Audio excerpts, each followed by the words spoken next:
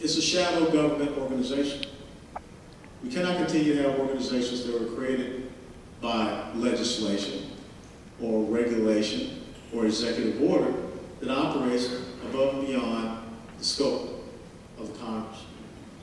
The thing that is going to be very interesting, because there was no severability as part of the Patient Protection Affordable Care Act, which means that there is a possibility if the Supreme Court were to come back and say that the individual mandate is unconstitutional, it could cause the entire Patient Protection Affordable Care Act to be seen as unconstitutional, because they did not take the time to include a severability clause in it. They were rushing just that fast.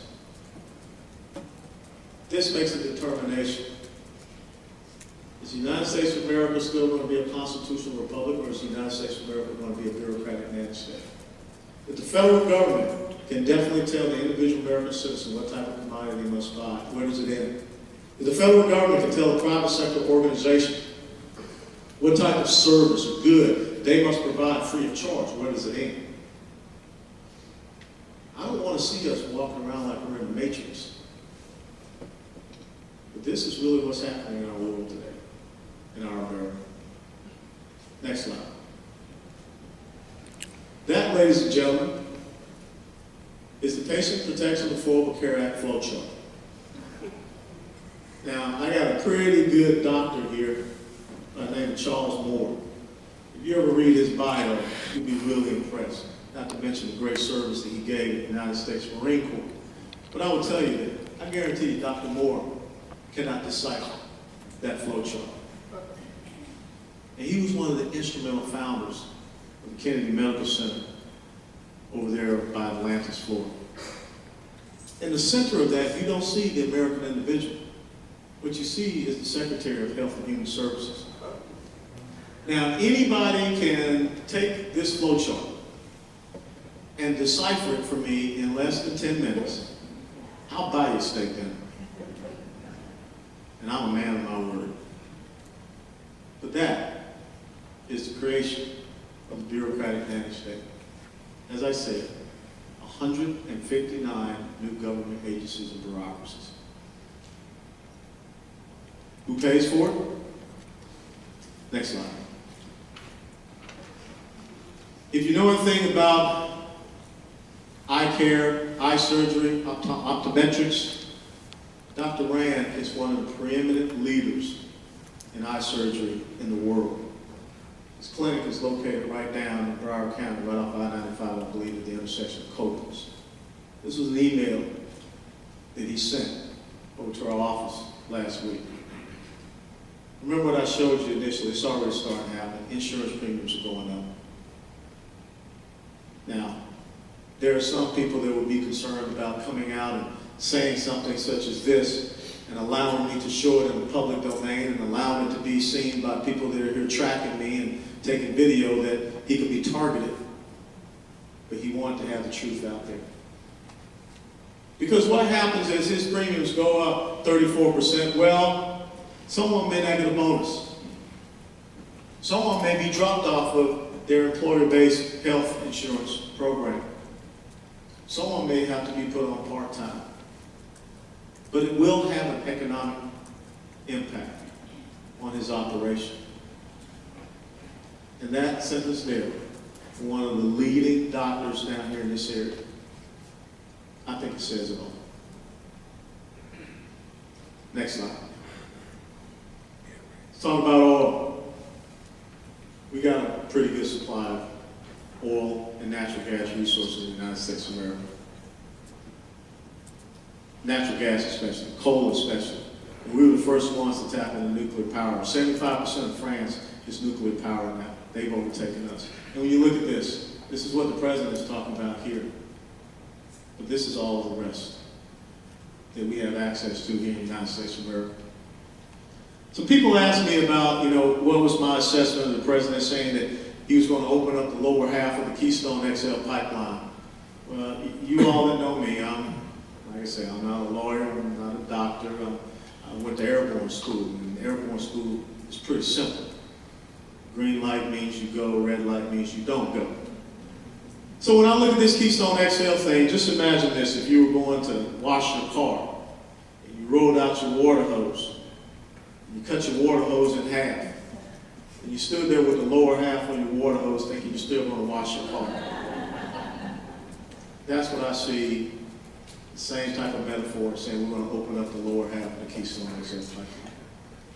I would have loved to have been a fly on the wall yesterday with Prime Minister Stephen Harper. Because I can tell you this, the ambassador to Canada came and talked to me back when that initial decision was made back in December. They have a resource. If it doesn't go south, it's going to go in a different direction. And every single place that you look across this globe where there are raw materials and energy resources to be had, you'll see a Chinese flag. As a matter of fact, last Friday we found out that a Chinese government-controlled oil and gas company has surpassed our ExxonMobil in 13 years. Next slide. Subsidies are what the Obama administration is given to continually failing green energy programs. Subsidies are not what we give to the oil and gas industry. They have tax deductions, cost recovery mechanisms. You know, I got with the staff and we kind of did a little homework. Those are those tax deductions, cost recovery mechanisms. As you can see, 5 of them apply to many other industries all across the United States of America. 2 of them are unique to the oil and gas industry, but only 1 of them is really can be used by big oil because the geological and geophysical costs cannot be used by big oil. So what are we talking about? Now, I don't know if this is about manipulating the truth. I don't know if this is about being deceitful to the American people, but that's the truth. That's the truth on the other side. 86 million a day.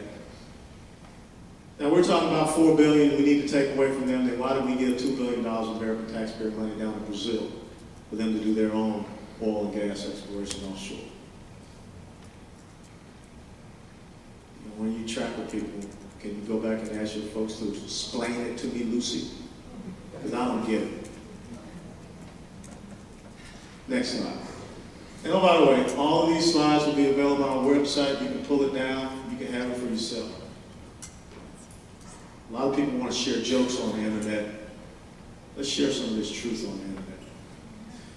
You know, I'm very concerned about the drawdown of our military forces. What we're looking at is 129,000 uniformed active duty reservists here over the next couple of years, 5 years or so. We got to make sure that we do it right. Those of you that read Tolstoy's War and Peace and saw the movie Dr. Zhivago, I don't want to see the United States military be like the French coming out of Russia. I want to make sure that if we're going to draw down our military, we do it smartly. We don't put them at an unnecessary risk. So in getting with the members and the staff of the House Armed Services Committee last week before we came down here for this constituent work period, we introduced the In-Strength Reduction Act to make sure that we had a tiered and logical reduction of our military forces so we can own up to our national security objectives and make sure that we don't have this fleeing from the barn mentality in the combat theaters of operations where we are currently engaged. And we have to also, most importantly, if we start cutting back 129,000, we already have men and women, 5, 6. As a matter of fact, I talked to the father of a young man, 7 tours in the combat theaters of operations. That's what our special operators are doing. Navy SEALs, Green Beret, Rangers. We got to stop that because we're burning them out. Now, they will never say that to you because I know the mettle of those men and women. If you call them at 2 o'clock in the morning, no matter how tired they are, they'll get up, they'll pack their bags, they'll kiss their families goodbye, and they'll go to protect you. But we owe them better than what we're doing right now. And that's why we've introduced the In-Strength Reduction Act to be part of the National Defense Authorization Act for this year. All right, next slide. Something's got to change for this. That's where we are. Something's got to change for this. That's where we are. Remember, as I said, by the end of the year, we're talking about $16.2 trillion in debt. The wrong direction. So with that being said, we're going to leave that up there. What are your questions?